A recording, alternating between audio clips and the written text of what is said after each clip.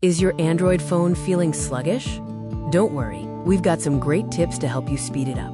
We all know the frustration of a slow phone. Apps taking forever to open, constant freezing. It can be incredibly annoying. But fear not, there are simple steps you can take to bring your Android back to life. Our first tip is to regularly clear your app cache and data.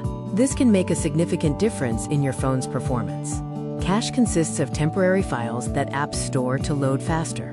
While useful, an excessive amount of cache data can actually slow down your device. To clear the cache for individual apps, go to your phone's settings, find the Apps section, select an app, and then tap Clear Cache. Next, take a moment to identify and uninstall any apps you no longer use. These apps take up valuable storage space and can run in the background, consuming resources.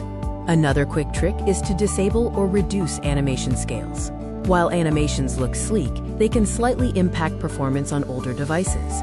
Always keep your Android operating system updated. Software updates often include performance enhancements and bug fixes that can significantly speed up your phone. If all else fails, a factory reset can be a powerful solution, but it should always be considered a last resort. Consider a factory reset if your phone is consistently slow, freezes often, or if you're experiencing significant software issues that other methods can't fix.